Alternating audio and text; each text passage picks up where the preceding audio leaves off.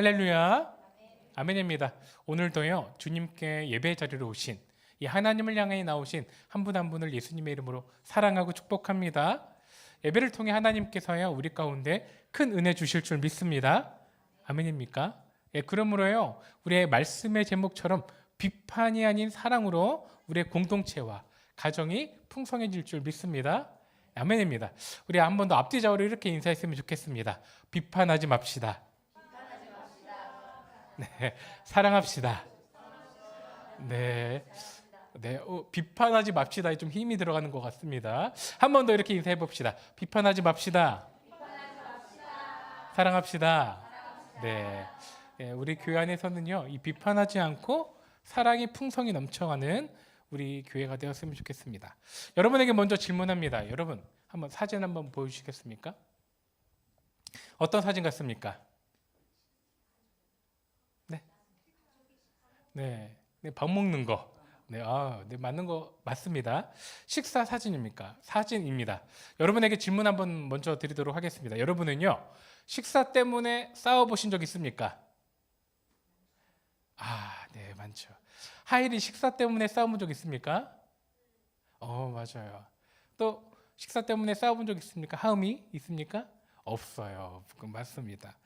우리는요 이렇게 식사 때문에 싸워본 적이 있습니다. 저도 싸워본 적이 있습니다. 저희 가정 안에서 그래 본 적이 많습니다. 어떤 단체나 모임에서든요 이 식사 메뉴를 정하는 게 참 쉽지 않은 것 같습니다. 어떤 사람은 고기를 좋아해서요 메뉴에 고기 한 가지는 들어가야지 저와 같은 사람이 있고요. 반대로 채소를 더 좋아해서 고기는 없어도 되니까 오늘 채소를 먹자라고 메뉴를 선택하기도 합니다. 어떤 사람은 나는 면이 땡긴다 얘기하기도 하고요. 반대로 면은 이 정제 탄수화물이라서 밀가루라서 몸에 안 좋다라고도 이야기하는 사람이 있어요. 또 어떤 사람은요 김치가 없으면 밥을 못 먹는다라는 사람이 있죠. 반대로 이 김치 냄새와 생선 냄새를 또 싫어하는 사람도 있습니다. 이렇게요 식사를 하나 정하는 것, 식당을 정하는 것에도요 의견을 하나로 종합하는 게 굉장히 힘든 것 같습니다. 결국 의견을 조율하다가요 같은 식당에서 식사는 하지만 기분이 상해서 서로 말도 안 하고 화난 상태에서 먹을 때가 있습니다. 식사 메뉴에 대한 조절이 제대로 안 됐던 것이죠.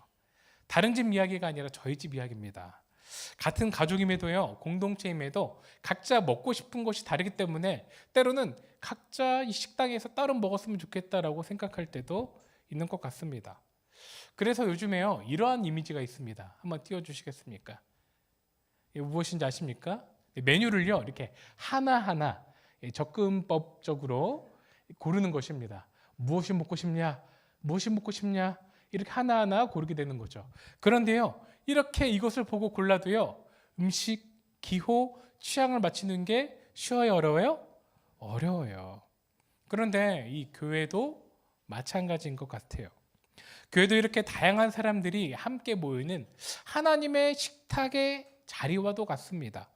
함께 교회에서 신앙생활하는 사람들은요 때로는 성격도 다르고 신앙 스타일도 다르죠. 신앙의 깊이도 다릅니다.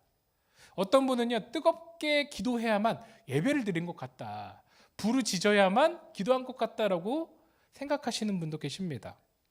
그런 분들은 뜨겁게 기도하지 않을 때 조용히 기도하고 나면요 뭔가 안 풀어진다라는 신앙적인 느낌이 들기도 해요. 어떤 분은 차분히 말씀을 묵상하고 조용히 경건히 신앙생활을 하는 것이 맞다라고 생각하시는 분도 계십니다. 어떤 분은요 뜨거운 찬양이 한 40분, 50분, 1시간은 돼야지 이렇게 예배로 본격적으로 들어간다라고 생각하시는 분도 계십니다. 어떤 분은 반대로 말씀의 선포가 제일 중요하다라고 예배를 생각하시는 분도 계시죠. 사람마다요 우리는 예수님의 이름으로 모인 교회라는 공동체이지만 사람마다 신앙에 다름의 모습이 있다라는 거죠. 살아오고 경험했던 신앙의 모습이 다 다르기 때문에 그렇습니다. 하나님과 만났던 그 이벤트가 다 다르기 때문에 그렇죠. 그럼에도 우리는요 한 분 하나님을 믿습니다. 아멘입니까? 아멘입니다. 저의 하나님과 여러분의 하나님이 다르지 않다라는 거예요. 우리를 구원하여 주신 유일한 하나님이십니다. 예수 그리스도를 이 땅에 보내주셔서 죽고 부활하심으로 우리에게 새 생명을 주신 그분이 우리의 하나님이십니다. 아멘이십니까? 네, 아멘입니다. 오해하지 마세요. 이 교회 안에서 다름은 잘못이 없습니다. 하나님의 은혜 안에서 자라가는 성숙과 성화를 보여주기도 하는 거죠. 그런데 문제는요, 이 다름이 갈등이 될 때, 다름이 분열이 될 때 문제가 생기는 거예요. 누군가는요, 다른 성도의 이러한 모습을 보면서 때로는 이런 마음을 먹을지도 모를 것 같습니다. 아니, 왜 저렇게 믿음이 없는 거야? 비판하기도 하고요. 누군가는 다름을 보면서 아니, 왜 저렇게 유별나게 기도해? 유별나게 신앙생활해? 라고 마음부터 행동으로 또한 그것이 표현되며 비판한 경우도 있는 것 같습니다. 이러한 순간 교회는요, 더 이상 사랑의 공동체가 아닙니다. 서로에 대해 비판하는 이기적인 집단일 때도 있는 것 같아요. 이러한 갈등과 분열의 모습이 오늘 본문에 등장하는 로마 교회도 있었습니다. 바로 유대인과 이방인의 신앙생활의 모습이 달랐기 때문이죠. 그 다름을요, 인정하지 못하고요, 비판하고 용납하지 못했다라는 거예요. 거부했다라는 거예요. 서로의 문제가 생겼다라는 것입니다. 동일하게 우리 교회 안에서도 또한 우리의 친밀한 가정이든 직장이든 이 공동체 안에서도요, 이러한 다름으로 인한 갈등이 빈번하게 문제를 일으킵니다. 하나님이 말씀하신 온전한 교회 공동체는 무엇인지요? 이 갈등 문제를 통해 오늘의 본문을 통해 영적인 교훈을 함께 알아보려고 합니다. 먼저 결론부터 말씀드립니다. 오늘의 본문은요, 우리에게 이러한 결론을 이야기합니다. 같이 한번 크게 읽어보도록 하겠습니다. 준비, 시작. 서로의 다름을 용납하라는 것입니다. 서로의 어떠함을요? 다름을 용납하고 받아주라라고 이야기해요.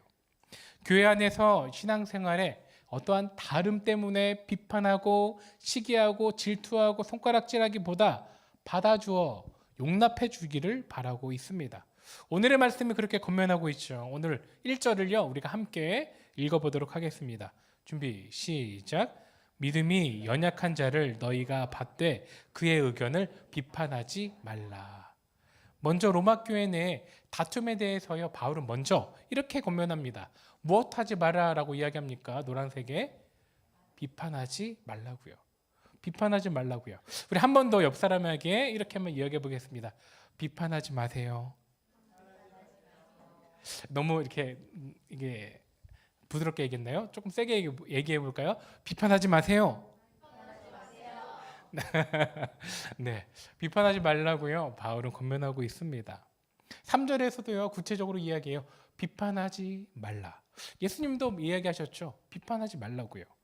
사람의 신앙의 모습을요, 성도의 어떠한 신앙생활의 모습을 보고 손가락질하고 비판하지보다 본문을 잘 보면요, 이렇게 해라라고 이야기합니다. 한 번 더 띄워주시겠습니까? 무엇하라고요? 받되라고 이야기하죠. 받아주라는 것입니다. 용납해 주라는 것입니다. 이해해 주라는 것입니다. 인정해 주라는 것이죠. 지지해 주라는 것입니다. 여기서 받다라는 것을 원어로 보니까요, 프로스 람바노라고 합니다. 원어의 뜻은요, 그냥 받아준다, 그냥 인정해 준다가 아니라 포옹해 준다라는 뜻입니다. 끌어안다라는 뜻입니다. 참 표현이 따뜻한 것 같습니다. 상대방의 의견을요, 일방적으로 어떠한 듣는 것을 넘어서요, 안아주고 포근히 인정해 준다라는 거죠. 해서 제가 이 프로스 람바노의 의미를 담은 이미지를 하나 가져왔습니다. 함께 볼까요? 어떠한 표정으로 안아주고 있습니까? 네, 따뜻한 표정으로 아이의 순수한 모습을 안아주고 있는 것 같아요. 하람이랑 하음이가 어렸을 때 이렇게 안아주지 않았나 생각해 봅니다. 이렇게요, 심장과 심장이 닿을 정도로 안아주는 거죠. 용납해 주는 것입니다. 그냥 그래, 네 멋대로 살아라 라는 것이 아니라요, 인정해 주고 지지해 주는 거예요. 이것이 어떻다라는 거예요? 받아주는 모습이라는 것이죠. 네덜란드 신경과학 연구소가요, 이렇게 안아주고 포옹해 줄 때요, 여러 가지 몸에 좋은 효과가 일어난다라고 이야기합니다. 첫 번째, 통증이 완화된다라고 해요. 지금 어디 좀 아프신 분 계십니까? 제가 가서 안아드리겠습니다. 그럼 통증 완화가 된다라고 이야기합니다. 두 번째, 우울증이 감소된다라고 이야기합니다. 좀 우울하신 분 계십니까? 제가 안아드리겠습니다. 세 번째, 안아주고 포옹해 주었을 때 불안감이 감소된다라고 이야기해요. 네 번째, 마지막으로요. 이렇게 포근히 안아주고 이렇게 신체적 접촉을 했을 때 체중이 증가된다라고 이야기합니다. 네, 이때에만 집중하네요.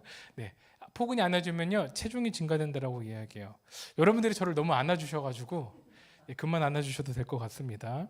어쨌거나요, 이렇게 안아줌에 성경적인 의미가 있다라는 거죠. 저희 무예리가요 교회에 오면요 많은 성도님들이 이렇게 안아주십니다.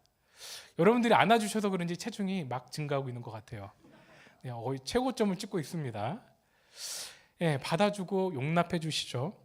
아이를 키워보지 않은 청년들도요 안아주십니다. 저희 무예리 무게가 보통이 아닌데도요 예배 시간에 다 안아주시고 감사할 때도 있습니다. 저보다 더 즐겁게 안아주시는 것 같아요. 저번에 어떤 청년이요 품에 안다가요 이렇게 코를 잡고 저희 아내에게 이야기하더라고요. 사모님, 무예리가요 응가를 한 것 같습니다. 근데 그 응가를 했다라는 표정이요 질색팔색하면서 응가했어요가 아니라 응가한 것 같아요 이렇게 귀엽게 이야기해 주시더라고요. 짜증내지 않고. 저도 저의 그 무예리의 기저귀 갈아주는 것을 굉장히 아내랑 미루거든요. 근데 오히려 반면에 우리 청년 선생님들은 귀엽게 봐주시는 것을 보면서 참 잘 받아주신다, 용납해 주신다라고 생각했습니다. 성경은요 우리가 다른 성도를 용납해 줄 때요 이렇게 아이를 품에 안듯이 용납해 주라라고 이야기하는 것입니다. 아이가요 때로는 신뢰할 만한 행동을 해도요 또 우리는 어떻게 합니까? 웃으면서 용납해 줍니다. 때로는 우리를 때린다 하여도요 그럴 수 있어 라고 이렇게 대수롭지 않게 여기며 받아주죠. 이렇듯이요 같이 신앙생활하는 우리의 모습 또한 우리의 아이만이 아닌 다른 성도님들에게도 그러한 마음으로 용납해야 된다는 것을 오늘의 본문이 말하고 있습니다. 그렇다면요 오늘의 본문을 더 구체적으로 본다면 로마 교회에 일어났던 이 갈등, 문제는 무엇이었을까요? 그들이 왜 받아주지 못했던 것인지 함께 본문을 통해 알아보도록 하겠습니다. 우리 2절을 함께 읽어보도록 하겠습니다. 자, 한 번 더 우리 크게 한번 읽어봅시다. 준비, 시작. 어떤 사람은 모든 것을 먹을 만한 믿음이 있고 믿음이 연약한 자는 채소만 먹느니라. 교회 안에 갈등의 원인에 대해 이야기하는 거예요. 우선 어떤 원인이 있습니까? 먹는 것에 대해 문제가 있습니다. 모든 것을 먹을 수 있다고 확신하는 어떠한 사람이 있고요. 또한 채소만 먹는 사람과 이 두 부류의 갈등이죠. 로마 교회는 이전에 우리가 알아보았던 것처럼요. 유대인 출신의 성도들과 또한 이방인 출신의 성도가 함께 있던 교회입니다. 함께 모였던 공동체죠. 유대인 그리스도인들은요. 그 안에서도 여전히 율법의 전통, 레위기 11장의 특별한 음식의 규례를 따라서요. 음식을 먹었습니다. 유대인들은 마음으로 율법을 의지하며 또한 예수님도 믿었던 것이죠. 반면에 이방인 성도들은 어떻습니까? 율법적 제약이 전혀 없었어요. 복음을 자유롭게 받아들였습니다. 오늘 우리가요 이스라엘의 절기와 율법을 그 고지고대로 따르지 않는 것과 동일한 것입니다. 그들의 이 이방인 그리스도인, 유대인 그리스도인 이 둘의 신앙의 실천 방식이 달랐기 때문에 그곳에서부터 갈등이 시작되었죠. 어떤 신자는요 모든 음식을 먹어도 된다고 믿었고요. 어떤 신자는 우상에게 바친 고기, 또 율법에서 부정하다고 이야기한 고기는 피하고 먹었기 때문에 그렇습니다. 그 고기가 혼합될 수도 있었기 때문에 아예 고기를 섭취하지 않고 채소만 유대인들은 먹었죠.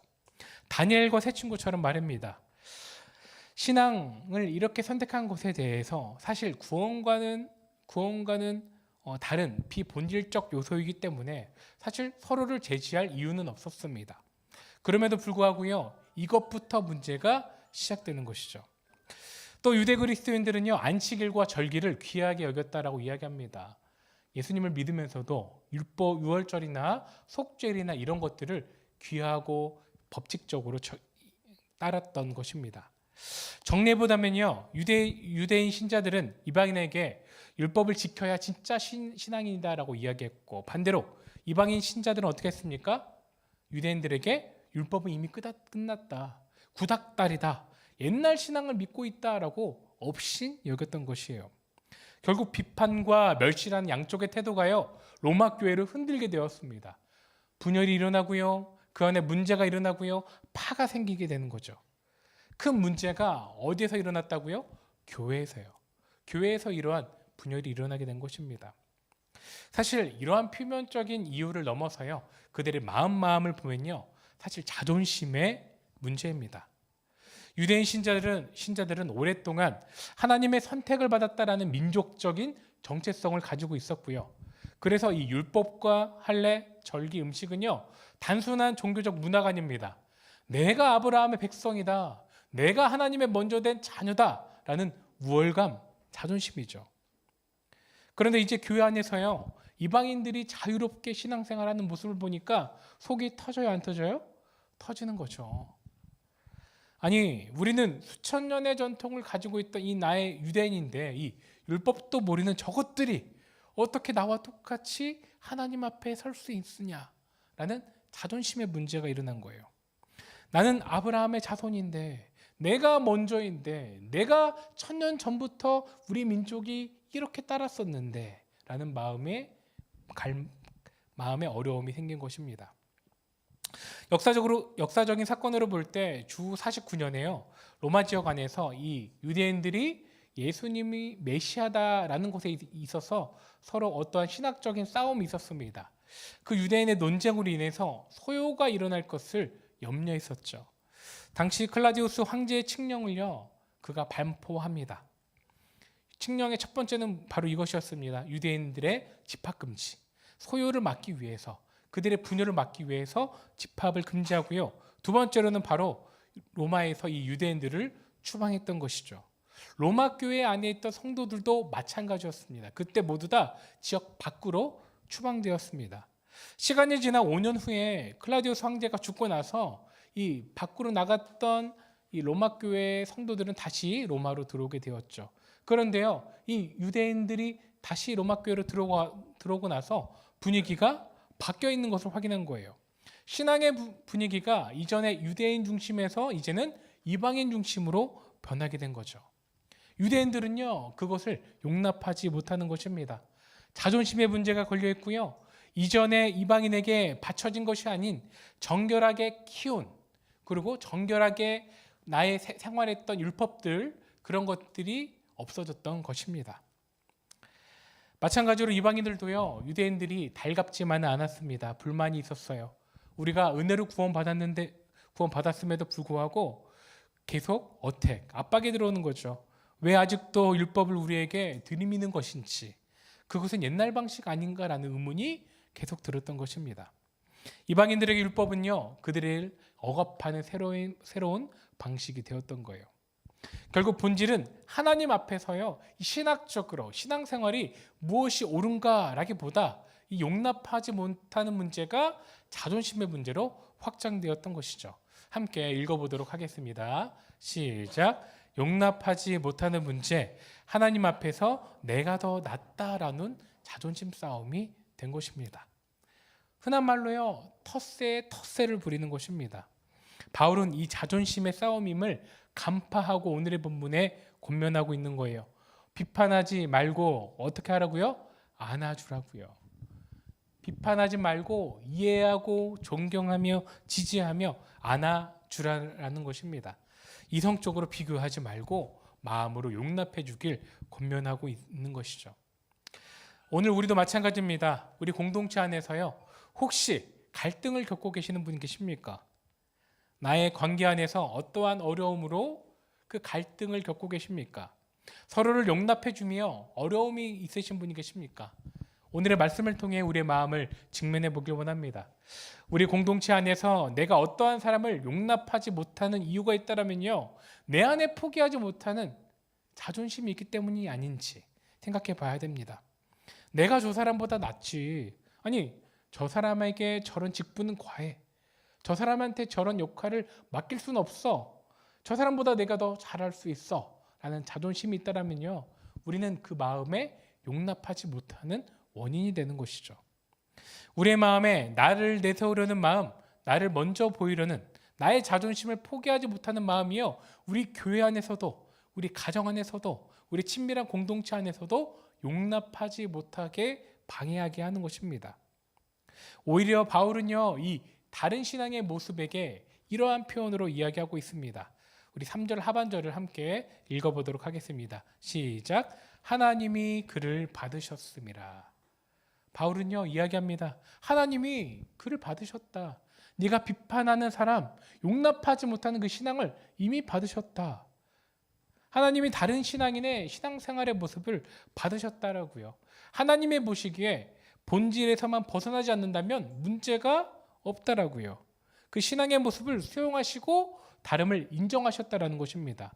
하나님도 받아주시는 이 신앙생활을요, 지금 성도가 성도를 비판하고 또한 판단하는 죄를 짓고 있다라는 거예요. 4절을 보면 바울이 또 비유합니다. 어떤 사람이 어떤 일을 하고 있는 하인에게 이래라 저래라 이러쿵저러쿵 이야기하고 지시하면서 가르치는 것이죠. 그런데 알고 보니까요, 이 하인을 가르치는 사람은 누구입니까? 주인입니까? 주인이 아닙니다.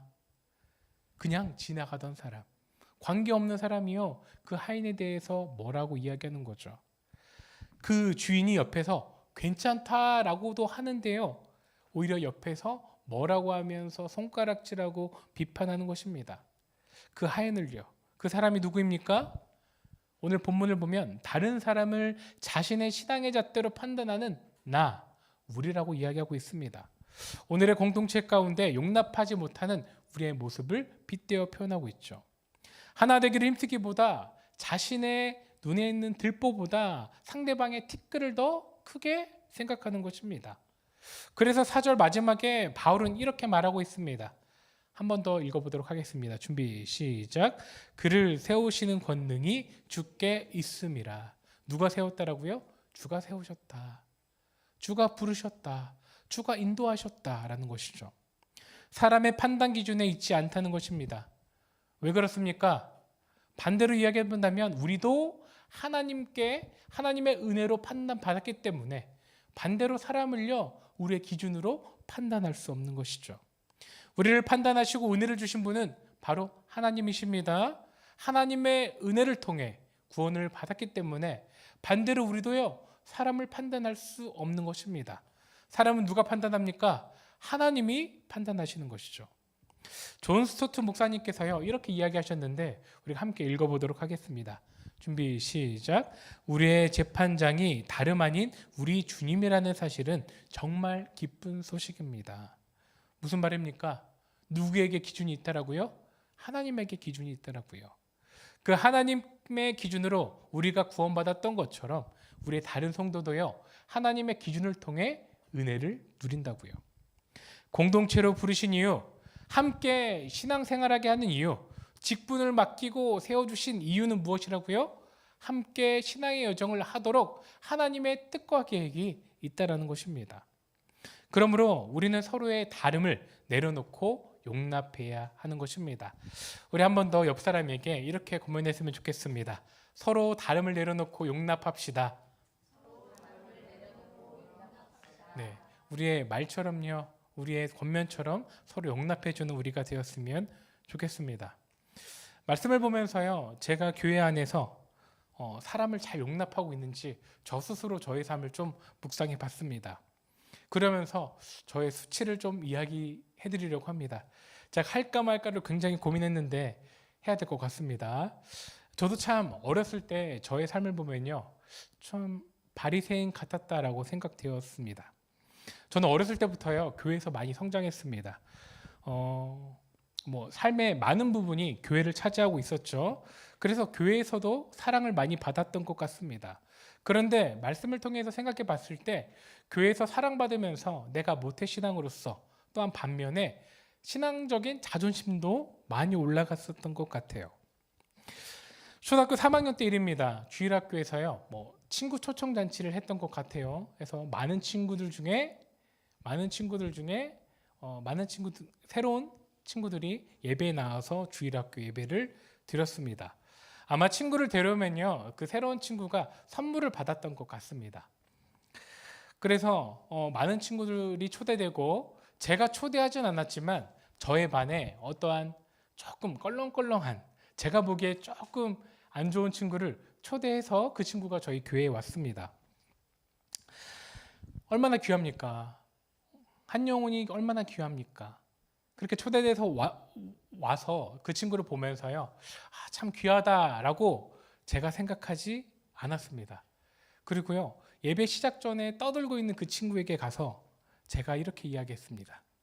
너무나 잘 왔어 라고 이야기하지 않고요, 제가 그때 이렇게 이야기했던 것으로 기억합니다. 야, 너 선물 받으러 왔지? 교회는 선물 받으러 오는 거 아니야. 너 조용히 해야 돼. 하나님께 예배하는 데야. 너 정신 차려야 돼. 라고 이렇게 제가 초등학교 3학년 때 3, 4학년 때 그렇게 이야기했습니다. 제가 알고 보니까 제 안에 어떤 마음이 있어요? 깔보고 신앙에 자존심이 있고 제가 좀 당찼던 것 같습니다. 바리새인과 같은 마음이 있었던 거죠. 그런데 그 모습을 보고 나중에 저희 그 담임 선생님이 오셔서 따뜻하게 이야기해 줬어요. 성민아, 한 영혼이 참 귀하단다. 하나님이 보시기에 그 영혼이 너무나 귀하단다. 하나님의 부르심에도 이유가 있고, 그런데 너가 그렇게 얘기하면 안 돼. 네가 한 행동이 텃세라는 거야 라고 그때 알려주셨죠. 그때 저는 그 선생님을 통해서 나의 행동이 잘못됐구나, 내가 하나님의 마음이 아니었구나라고 초등학교 때 깨달았던 것 같습니다. 교회 안에서요, 이 쓸데없는 자존심이 그 당시 어렸을 때부터 있었던 것이죠. 그때 이후로요, 가끔 그 친구가 생각납니다.